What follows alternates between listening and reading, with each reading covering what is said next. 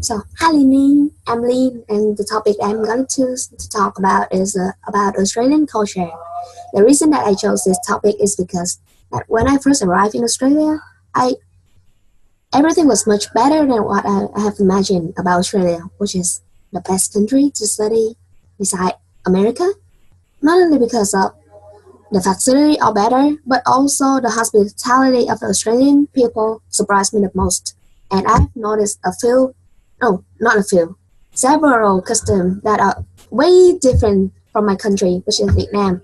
So first, Australian people always say thank you when they get on or off the bus, whereas in my country, you can rarely hear a word thank you from the passenger to the bus driver, even though the bus driver get paid by the company, but saying the word thank you is not a big deal, right? It's not gonna harm anything, but it's a way that Australians express their appreciation to the bus driver.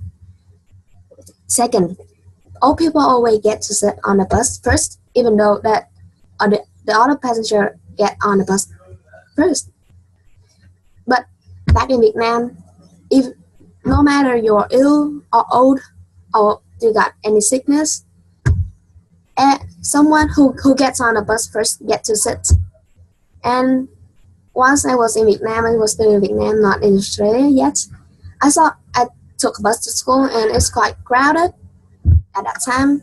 And I saw a situation about that an adult which is around 20, 25 years old.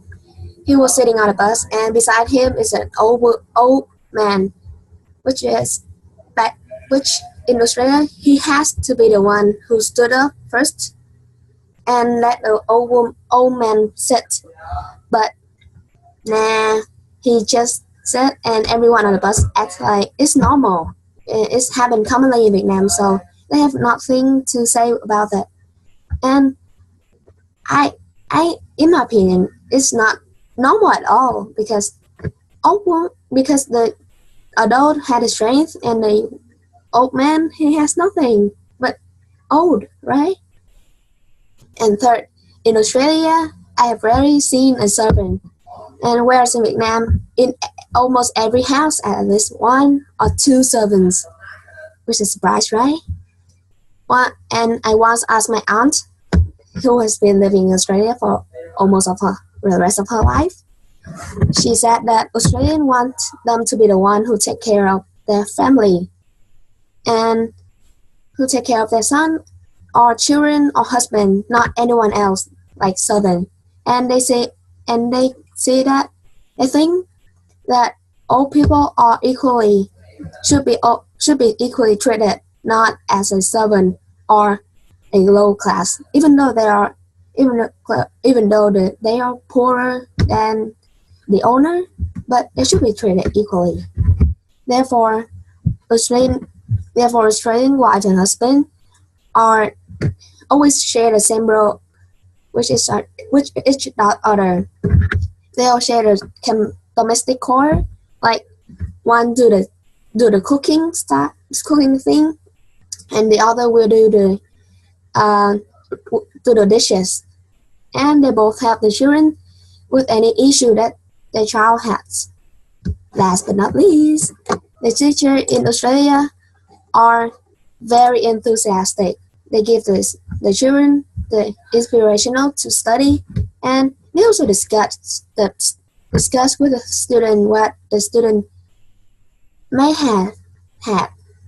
So back in Vietnam, the teacher and the student are very like we they have a gap between the teacher and student, so the students are not very close with the teacher, and yeah, and that makes the student feel like they have been not very close with the teacher, so they cannot express their feeling with and even the parents. The Asian parents are very strict, and also they're quite not very understandable for the child.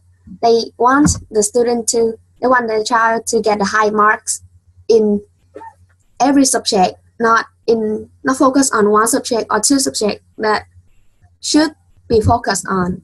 like in their career later. So I noticed that those are some